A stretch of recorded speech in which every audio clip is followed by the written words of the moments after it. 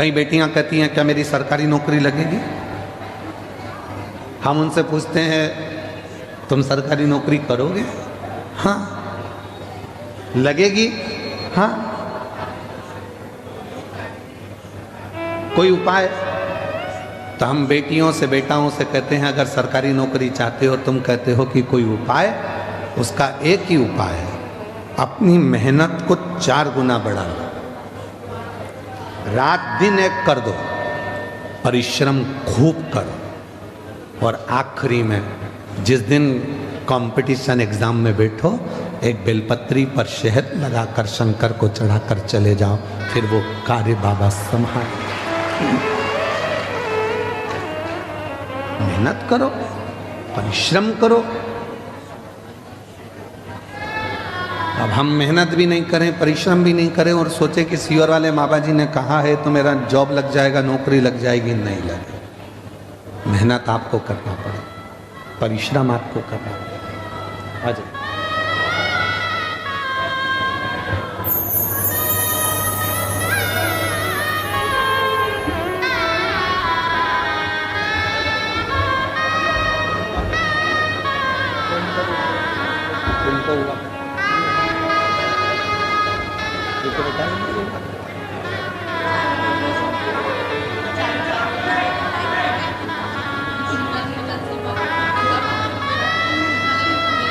यही माँ है जिनको डॉक्टर ने कैंसर बता दिया था और चारों बेटियां माँ को लेकर सीहोर पहुंच गई। कंकर शंकर पूजन करके रुद्राक्ष लेकर आ गई। जांच भी कराती रही, दवाई भी कराती रही, जो जो डॉक्टर बोला सब कराया, और आखिरी में हिम्मत करी तो पूरी रिपोर्ट नील आ गई और सारी गठाने गल गई। रोते नहीं आप, आंसू पोछो, पहले आंसू पोछो, अच्छे खुश होकर जाओ। इतनी अच्छी आपकी बेटियां हैं, आपको संभाल ली, और क्या चाहिए? बस शिव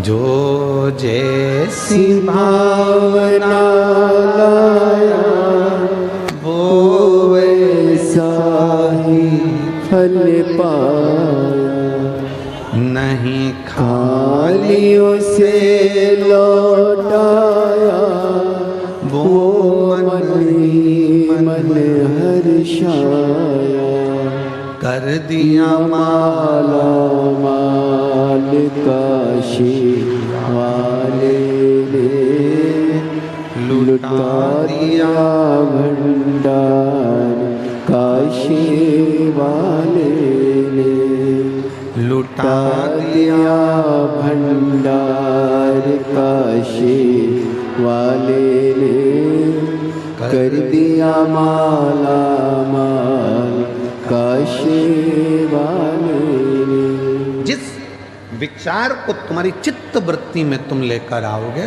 तुम वैसे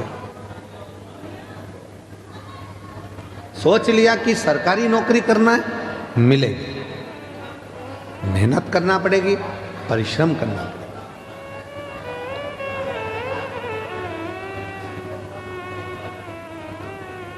कैसे नहीं मिलेगी?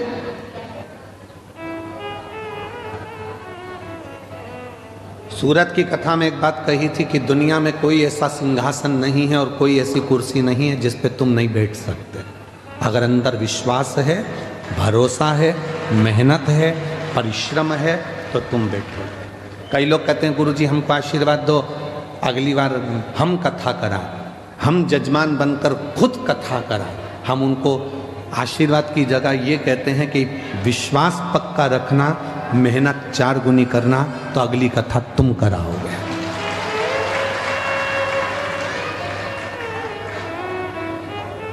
हम मेहनत ही ना करें, परिश्रम ही ना करें और सोचें कि सब कुछ मिल जाए, तो नहीं मिल सकता। सीहोर वाले महाराज जी के पास में ऐसी कोई ना तो भभूति है, सीहोर वाले महाराज के पास ना कोई ऐसा टोना है, ना कोई ऐसा टोटका है कि हम तुमको दे दें और तुम्हें गड़ा हुआ सोने के हंडे मिल जाए। अगर ऐसे सोने के हंडे मिलते होते तो हम भी तुम्हारे गांव में नहीं आते। क्यों आते? बोलो सही है कि गलत है? मेहनत करना है, परिश्रम करना है, और वो मेहनत, वो परिश्रम एक दिन तुम्हें उन्नति की उस सीढ़ी पर लेकर जाएगा जिस पर तुमने कभी सोचा ही नहीं था तुम्हें पाएगा। कोई साधन नहीं। एक चने बेचने वाले का बेटा हूं, पिताजी चने बेचते थे।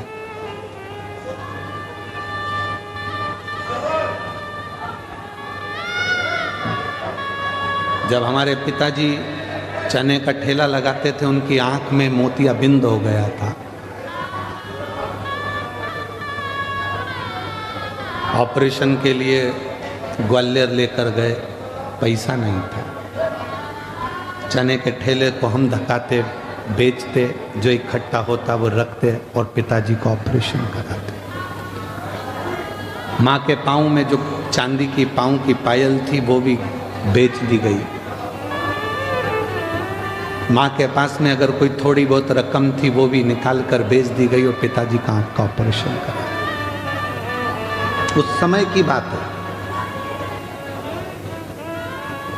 हिम्मत नहीं आ रही।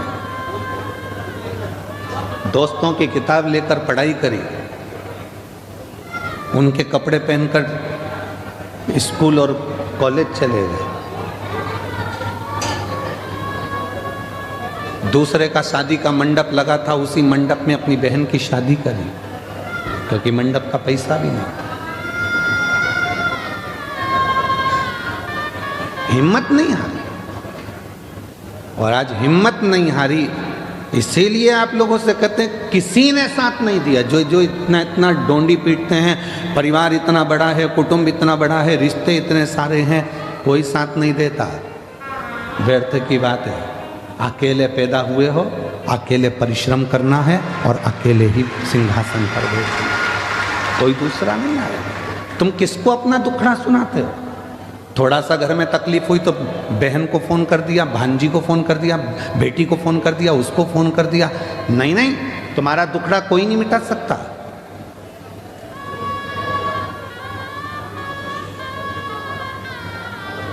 अगर तुम अपनी बेटी को फ़ोन करके भी बोल दोगे कि तेरी भाभी परेशान कर रही है, कौन सी ननंद है, तो छाती पर आकर कह दे भाभी तुम मेरी बहन मम्मी से क्यों लड़ रहे हो? दम चाहिए।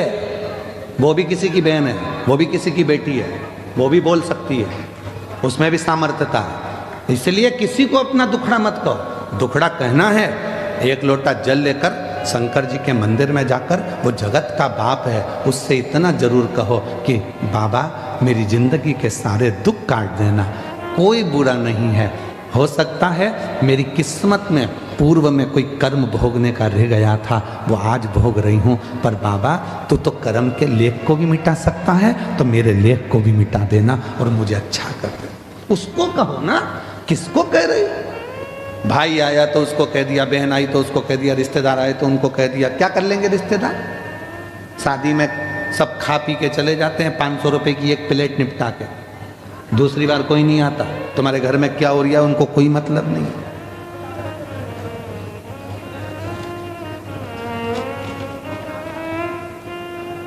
अदालत में जब तलाक का केस चलता है, कोई रिश्तेदार अगर खड़ा नहीं होता, बाप खड़ा है, माँ खड़ी है, बेटा खड़ा है, बेटी खड़ी है, बस वही खड़े हैं, बाकी का कोई नहीं आता। कौन आएगा?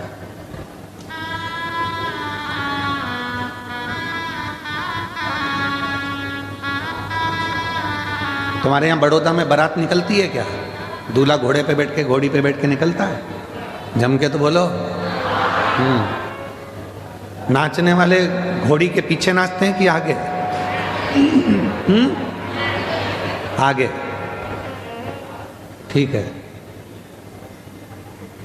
और मरने के बाद अर्थी निकलती कि नहीं निकलती? निकलती है। परिवार वाले आगे नाचते हैं कि पीछे? जितने परिवार वाले रिश्तेदार होंगे, शादी में, खुशी में सब आगे होंगे, और दुख आया तो सब पीछे होंगे। अकेले आगे चलना है, अकेले आगे चलना।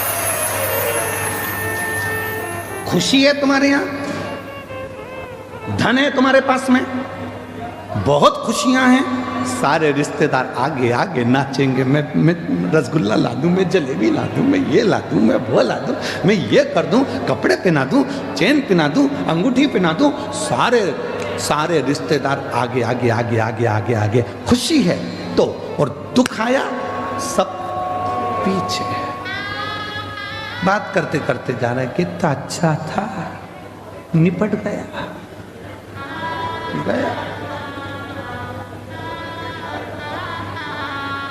कौन आया फिर? कौन आया? फिर तो कह देंगे देखो हम मरे का भोजन नहीं करते इसलिए हम 12वें में नहीं आते।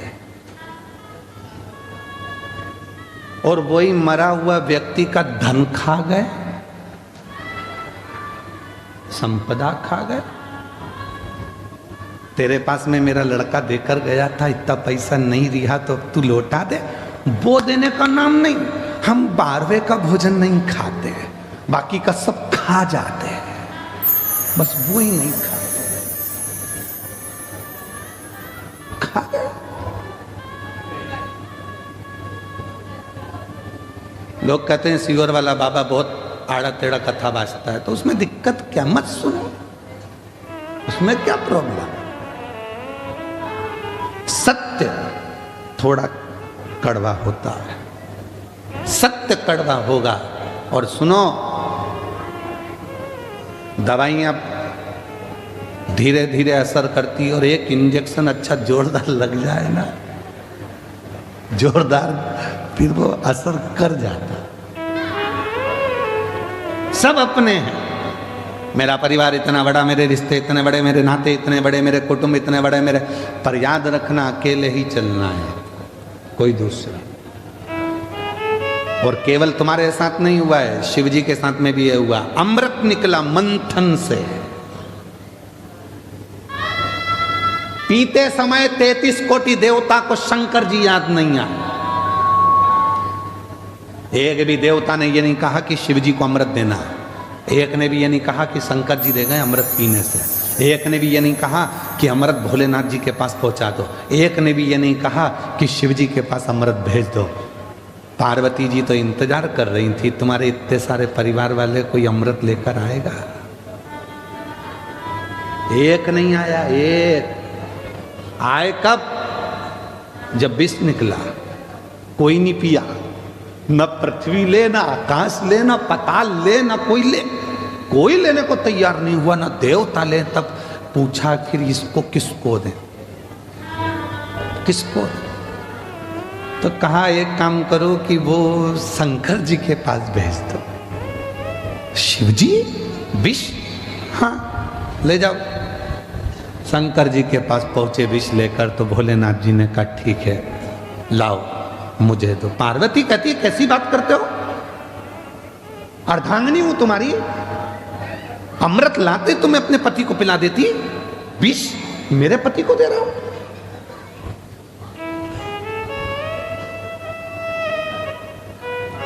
पार्वती जी सामने खड़ी हो गई, मेरा पति विष नहीं पिएगा।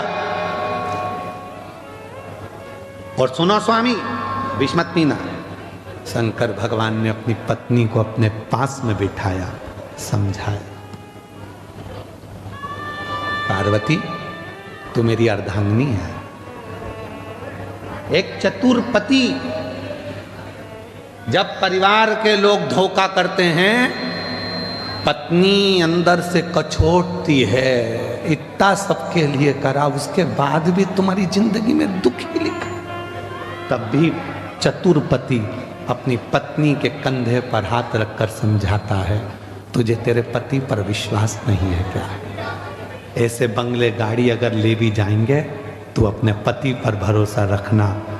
4 फैक्ट्रियां और खोल दूंगा, उतना बल है अगर तेरा साथ मेरे साथ है।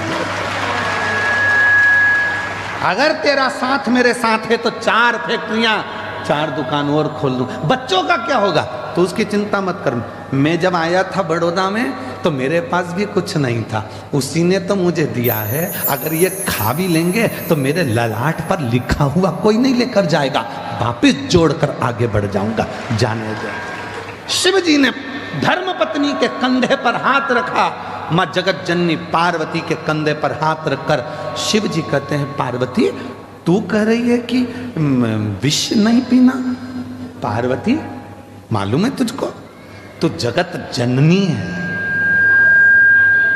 जगत जननी है, और मैं देवों में देव महादेव हूं। अगर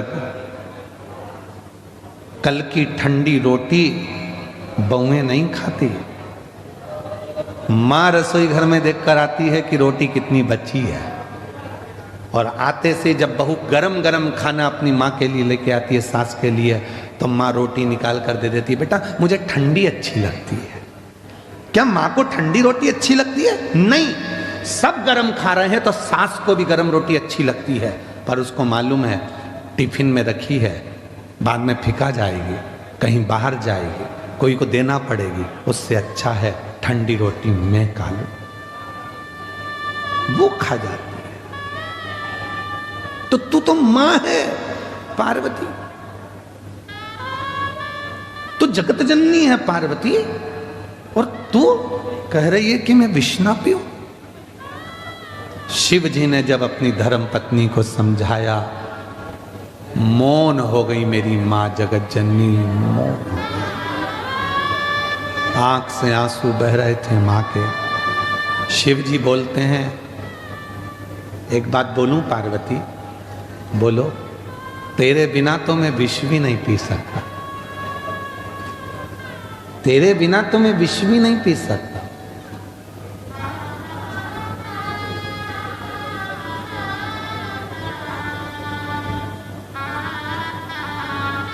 तलाक शब्द मुसलमानी शब्द है।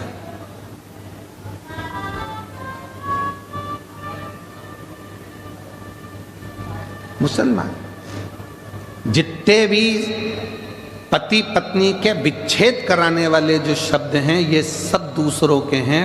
हमारी भारतीय परंपरा में, सनातन धर्म में एक भी ना तो मंत्र ऐसा है, ना कोई साधना ऐसी है, और ना कोई नियम ऐसा है कि पति पत्नी को कोई अलग कर सके। पति पत्नी 7 जन्म तक एक दूसरे के हैं, बस उनके विचार मिलना चाहिए। ये सब शब्द दूसरों के हैं।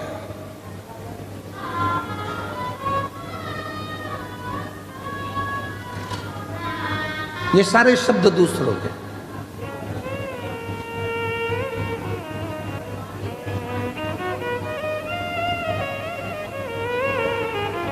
क्यों चिंता करते हो? तू बोल, मैं तेरे बिना तो विष भी नहीं पी सकता पार्वती, तू बोलेगी तो मैं विष पीऊंगा। ठीक है। पार्वती जी ने कहा, गणेश जी, कार्तिकेय, अशोक सुंदरी, जया, विषहरा, शामली बारी, दौतली देव, इन सब बच्चों को दूर कर दो, नंदी को भी दूर कर दो, तब विष पीना। इनको मालूम पड़ेगा कि हमारे पिताजी को देवताओं ने विष दे दिया था और खुद ने अमृत पी लिया था, तो इनके मन में गलत भाव आ जाए। दूर करो इनको।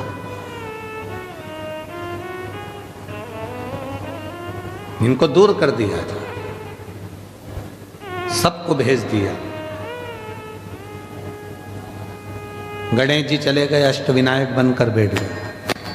कार्तिकेय गए, श्रीशैलम पर जाकर बैठ गए। अशोक सुंदरी काशी में जा गई। जया, विषहरा, शामली बारी, दौतली देव हरिद्वार पहुंच गए। सब चले। नंदी बचा था। शिव जी ने कहा, नंदी विष पीऊंगा, तुझे अच्छा नहीं लगे, तू जा।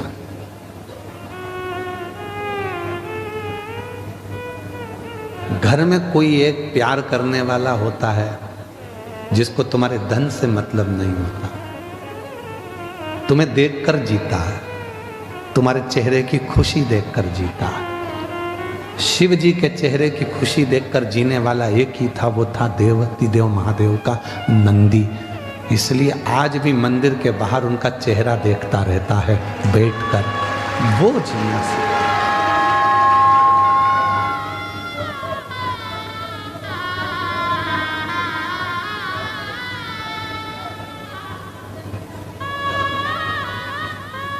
तुम्हारे चेहरे पर दुख नहीं देख सकता।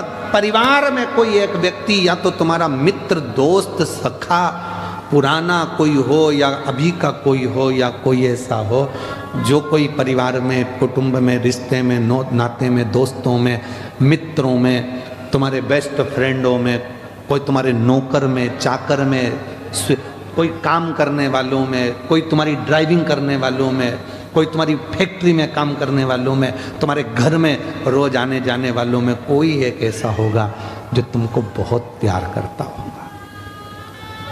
वो तुम्हें दुखी नहीं देख सकता।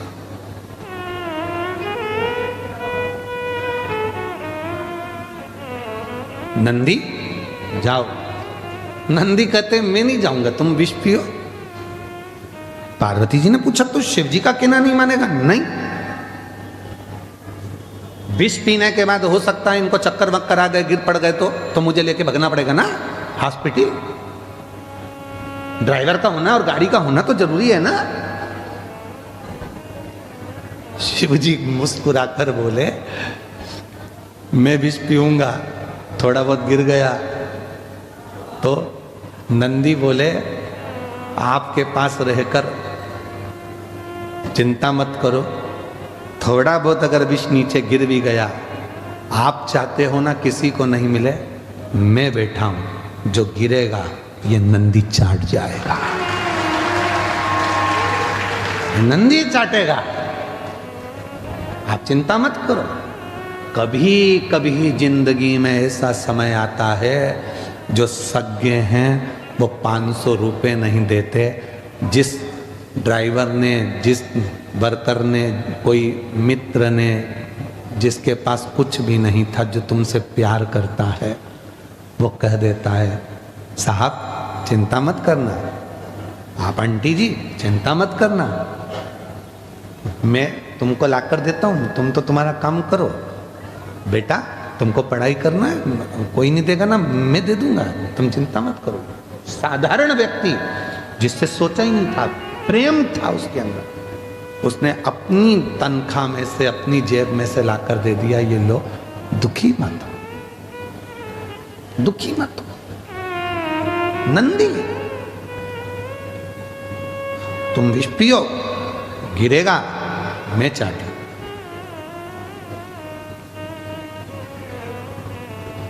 पार्वती जी के चेहरे पर मुस्कुराहट आ गई। कोई स्नेह करने वाला हो तो नंदी तेरे जैसा हो, किसी को नहीं देखता, केवल शिव को देखता, केवल शिव।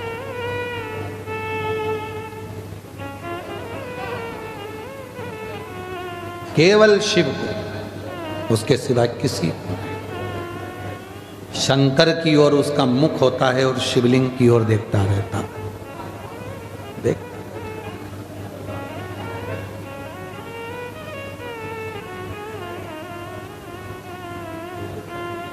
देखता। कभी जिंदगी में कोई अच्छा मित्र, कोई जीवन में अच्छा सखा एक ऐसा होता है जो तुम्हारे पीछे खड़ा होता है, पीछे।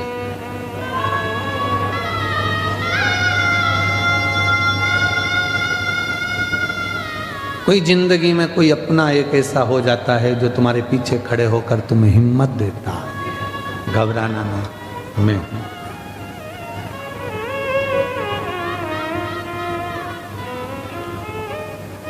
लोग धर्म पत्नी को केवल धर्म पत्नी मानते हैं और उसको सोचते हैं कि करवा चौथ आएगा तो साड़ी मांगेगी, जेवर मांगेगी, रकम मांगेगी।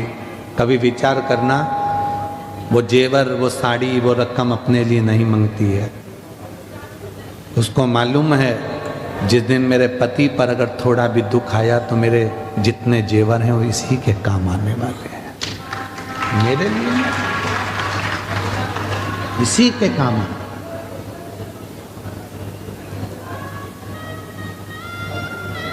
स्नेह कोई चाहने वाला अगर मिले, फिर निवेदन करूंगा, प्यार में धन नहीं होता, प्यार में पैसा नहीं होता, और प्यार चेहरा देखकर नहीं होता। प्यार तो दिल से एक दूसरे के भाव मिलना चाहिए, स्नेह मिलना चाहिए, वो प्रेम, वो वात्सल्यता।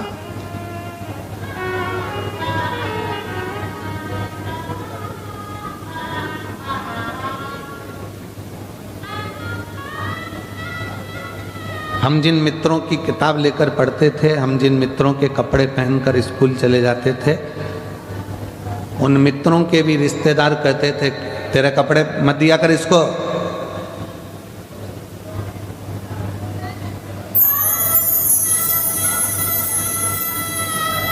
अपने कपड़े क्यों देना किसी को? उसके घर में खाने का नहीं है, तू उसके कपड़े पहनेगा तो तेरे घर में भी कुछ नहीं बचेगा।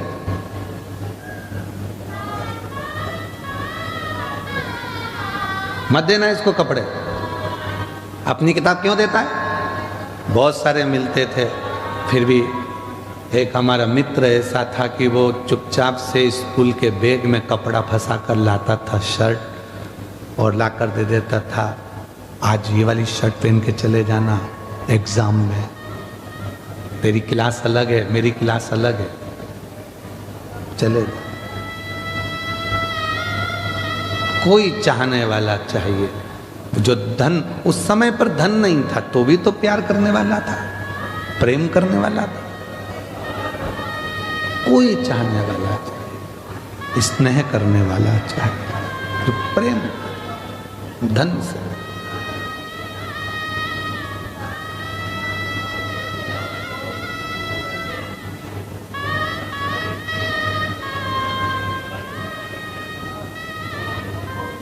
महाराज जब स्नेह पार्वती जी ने देखा शिव जी को कि शंकर भगवान विष पीने की तैयारी में है, पार्वती जी ने विचार कर लिया मेरे पति विष पिएंगे, मैं क्या करूं? आद्य शक्ति जगत जननी जगदम्बा दुर्गा भवानी जैसे ही शिव विष पी रहे थे, पार्वती जी उनके कंठ में जाकर बैठ गई। मां पार्वती कंठ के अंदर विष को नीचे उतरने ही नहीं दिया। उतरता तो मरते ना, उतरा ही नहीं। पार्वती कंठ में बैठी है, वो विष उसी गले में घूम रहा है, नीचे नहीं जा रहा। अगर विष नीचे चले जाता तो शंकर पूरे नीले पड़ जाते, पर उनका केवल कंठ नीला पड़ा, इसलिए नीलकंठ महादेव को नीचे ही नहीं गिरने दिया, विष को जाने ही नहीं दिया, कंठ पर रोक दिया। मेरी जीजियों, मेरे जीजाओं, घर की एक धर्म पत्नी केवल ऐसी होती है, तुम्हें लगता है कि वो घर में रहती है तो बहुत ऐश और आराम की जिंदगी जीती है। तुम दुकान पर सर्विस में नौकरी पर रहते हो तो तुम्हें लगता है कि मैं ही थकता हूं, केवल मैं ही थक रहा हूं, और वो ऐश की जिंदगी जी रही है। एक धर्म पत्नी अगर सच्ची है ना, तुम्हारे लिए भोजन भी बनाती है, बच्चों का टिफिन भी बनाती है, पढ़ाती भी है, बुजुर्ग माँ बाप की सेवा भी करती है, और शाम को तुम्हारी दुकान से आने का, ऑफिस से आने का इंतजार भी करती है, भोजन भी बनाकर फिर रात्रि को तुमको देती है। उसका समर्पण, लोगों के ताने भी सुनती है, विष भी पीती है।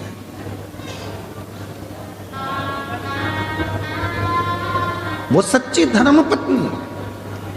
केवल विवाह हुआ, शादी हुई, एक आध बच्चे हो गए, जरा सी बात खड़ी हो गई और उसके पीछे तलाक हो रहा है, तो समझ लेना कि तुमने अपनी जिंदगी को भी सही जिया ही नहीं। और तुमको लगता है कि इस लड़के से तलाक ले लूंगी दूसरी शादी कर लूंगी, या मैं इस लड़की से तलाक ले लूंगा दूसरी शादी कर लूंगा, हो सकता है कि आने वाला समय कैसा हो, उसको निभाओ, समझो क्यों विवाद हो रहा, किस चीज के लिए, थोड़ा निभाओ, साधु। हाँ, कोई धन का ही मीत है, पैसे से ही प्रेम है, तो फिर तलाक भी हो सकता, पर धन का मीत नहीं है, केवल प्यार चाहता है, केवल प्रेम चाहती है, तो फिर पैसे को बीच में मत लाओ, धन बीच में।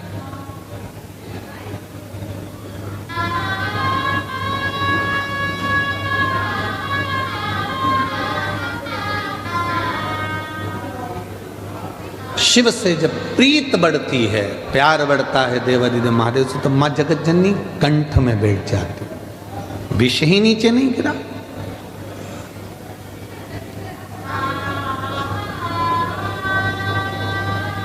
थोड़ा सा 2-4 बूंद नीचे गिरा तो मेरे नंदी ने उसको साफ कर दिया, आने ही नहीं दिया नीचे विश्व। पति से ज्यादा धर्म पत्नी को विष पीना पड़ता है। ताने किसको सुनना है? धर्म पत्नी को। घर में बच्चे नहीं होते ना, बेटे से कोई नहीं कहता, सब बहू को ही कोसते हैं, बच्चे ही नहीं हो रहा है, बच्चे ही नहीं हो रहा है, बच्चे ही नहीं हो रहा है, संतान ही नहीं है। पति को कोई बांझा नहीं कहता, औरत को ही लोग बांझ कहते हैं। पति का तो कोई नाम ही नहीं लेता, कि कभी आज तक सुना कि इसको बच्चे नहीं होते, बांझा है। पर पत्नी को कह देंगे, कोस कोस के मार देंगे, बांझ है, बच्चे नहीं है, संतान नहीं है। मौसी आई तो के, मामी आई तो के, भाभी आई तो के, ननंद आई तो के, बच्चे नहीं है, तो तुम्हारा दे दो, लग जाओ। बच्चे नहीं है, बच्चे नहीं है, बच्चे नहीं है, पति से कोई नहीं कह रहा। सारे दोष स्त्री को, सब विष उसको।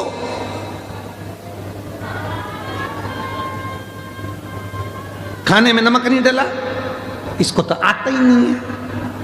अरे भाई नहीं डाला कोई बात नहीं, भूल गई होगी इतने काम में। नमक की कटोरी तेरे पास में रखी है ना, डाल ले, चम्मच से हिला ले, और जितना ठूसना है ठूस ले।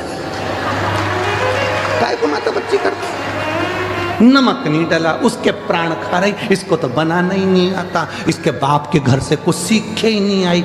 आई सीख के मुंह चलाना, चलाए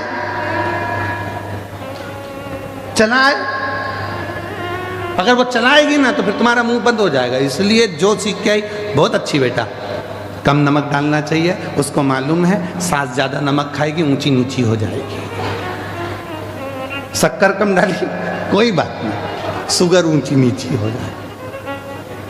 अच्छा, हम आपसे पूछें बड़ौदा वालों, बताना जरा, उत्तर देना, सब समझदार बैठे हो, उत्तर दे सकते हो। पहले के समय में, दादा परदादा के समय में शुगर की बीमारी थी क्या?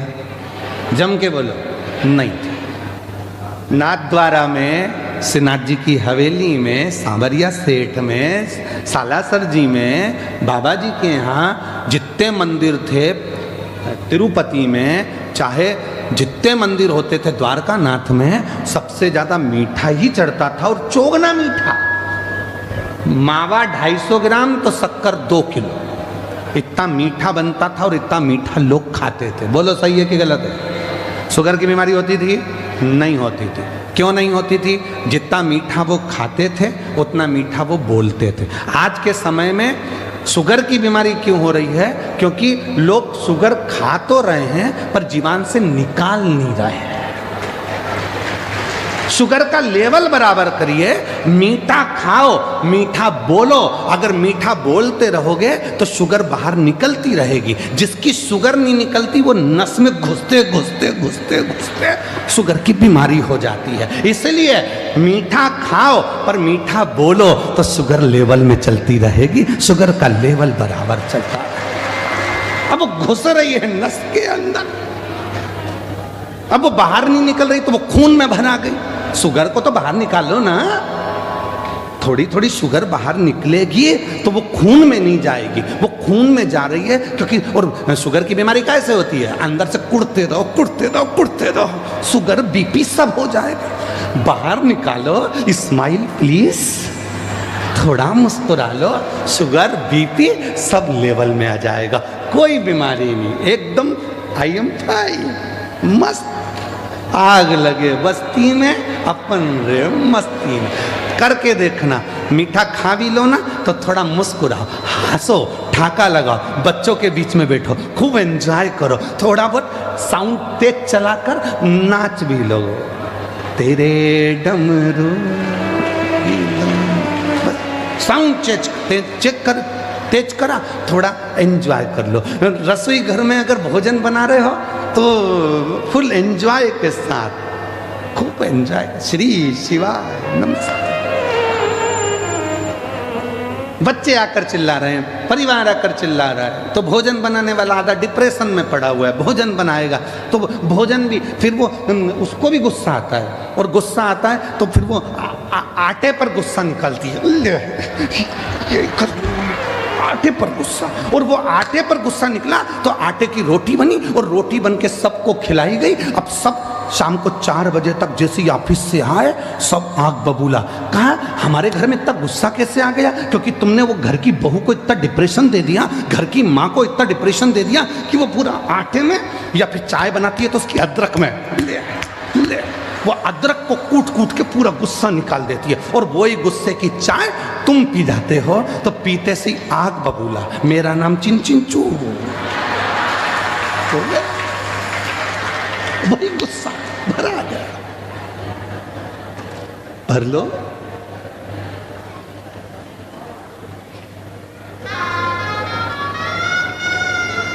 उसको सुखी रखो।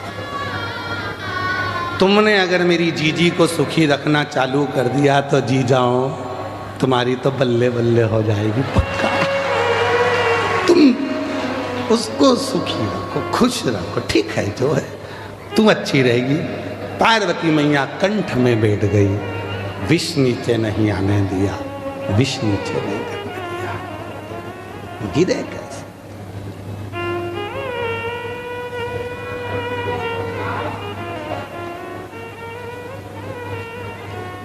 वो जगत जननी अम्बा जगदम्बा है, जगत धात्री है। और देखो भावों की शुद्धता होती है।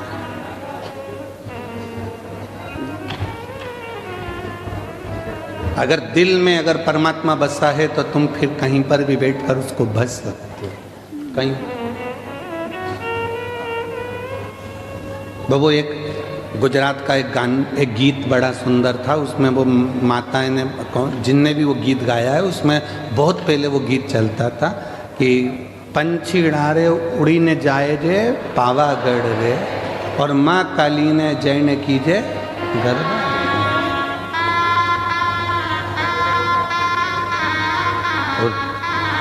मतलब पंछीड़ा कौन, ये मन उस जगत जननी के चरणों तक।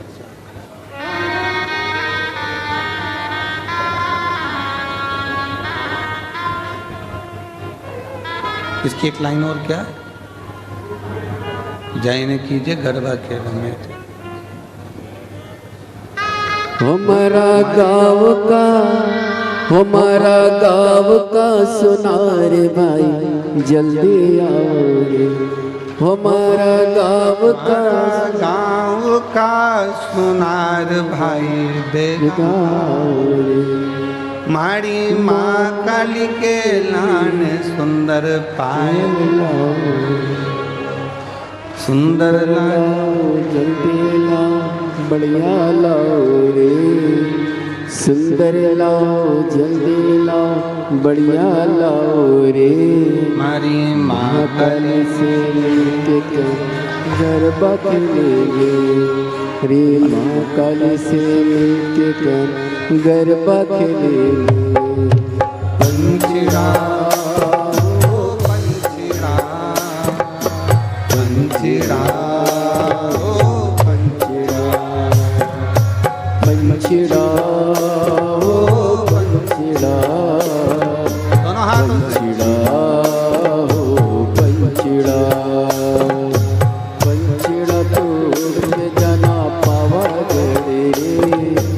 पंचड़ा तोड़ के जाना पावागढ़ रे, महाकाल से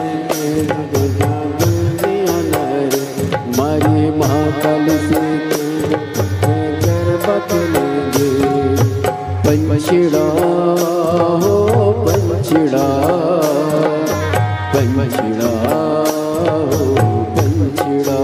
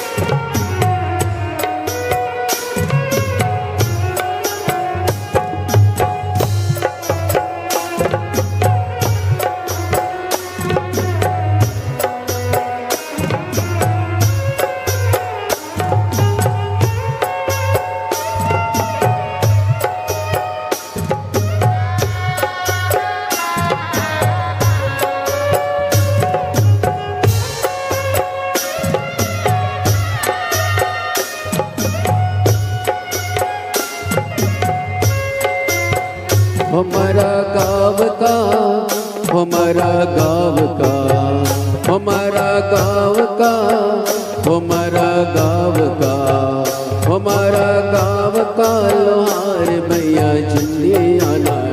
हमारा गाँव का लोहार भैया बेगाना।